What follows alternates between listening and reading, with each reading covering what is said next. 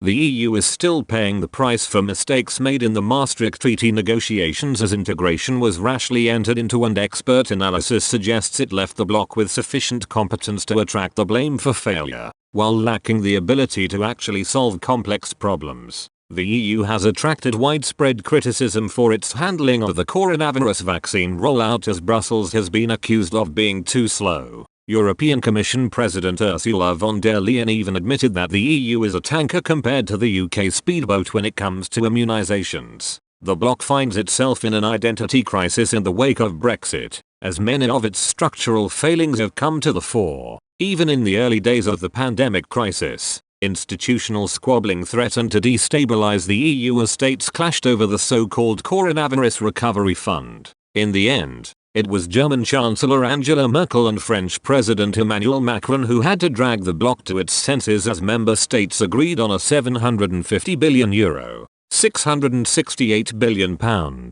sum to be used as loans and grants to the countries hit hardest by the virus. The remaining money, described as the first step towards a fiscal union, represents the EU budget for the next 7 years. But many of the existential problems Brussels faces arguably date back to Sir John Major's time as Prime Minister, and the signing of the Maastricht Treaty in December 1991. Maastricht saw the European Community evolve into the European Union with 12 member states initially. It also laid down the groundwork for economic and monetary union with a single currency at its heart and new rules on inflation, debt and interest rate regulations. After a number of alterations and political maneuvering, it was finally ratified on November 1, 1993. Its place in British history is well known, as Professor Anand Menon pointed out that Maastricht was both a triumph and disaster for Britain's place in the EU. He wrote, "Sir John played a blinder at the summit. He secured not only an opt-out of economic and monetary union, ensuring that it would be up to Britain whether or not to join the single currency, but also the removal of the social chapter from the body of the treaty itself. He also played a critical role in the creation of the pillar structure that maintained key policy areas such as defense policy and immigration separate. Britain emerged having secured exceptions from those bits of the treaty it most opposed. Yet Maastricht represented a turning point in our relationship with European integration and contributed, albeit indirectly, to our decision to leave. Many point to Maastricht as the moment Euroscepticism really took hold in the UK, particularly within the Conservative Party. Arch-Brexiteer Nigel Farage was a passionate Tory before Sir John signed the treaty, but his anger over Maastricht inspired him to become a founding member of UKIP. But Prof Menon noted that it wasn't just the impact of the treaty on Britain that has shaped subsequent events here. Maastricht created a raft of problems for the EU itself. He added in his 2017 piece for UK in a Changing Europe,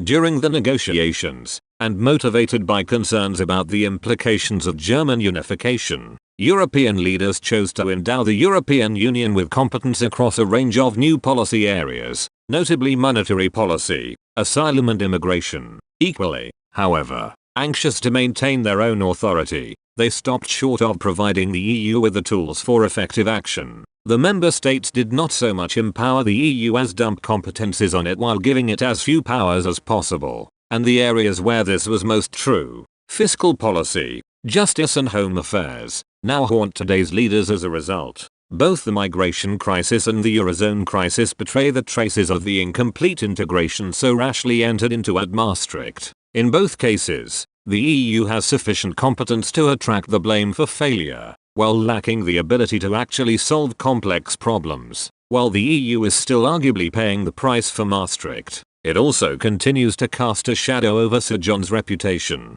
Sir John was even accused of hiding facts as he was criticised for comments he made about Danish proposals on the controversial and fiercely opposed treaty in October 1992. In a speech at Lancaster House, he claimed Brussels was getting back on the path and that Danish demands to water down the treaty would not present a problem. He added that the Danes would have to swallow their proposed amendments. However, a Foreign Office note delivered to Sir John a week before the speech claimed the Danish position was non-negotiable and unlikely to be acceptable as it stands to member states. As this news came to light, Jack Cunningham, Labour's foreign affairs spokesman at the time, said, "The Prime Minister is misleading the country and Parliament in his statements on the Danish document. His remarks lack honesty because he must know from the Foreign Office that what he is saying is not the whole truth about the Danish position and its consequences for the treaty and the agreement of the other community members. Denmark wanted safeguards in 4 key areas: common currency, common defense, European citizenship and operations on immigration and crime. The Danes had 2 referendums on the treaty, with the first vote rejecting it and the second going through following the Edinburgh Agreement that granted the requested concessions. Sir John's decision to sign the treaty also attracted criticism from Margaret Thatcher, who fiercely opposed the move. She said, "Our trust was not well founded. We got our fingers burned. The most silly thing to do when you get your fingers burnt is to bring forward a bigger and worse act, which is the equivalent of putting your head in the fire." Speaking months later in the House of Lords, she added, "I could never have signed this treaty.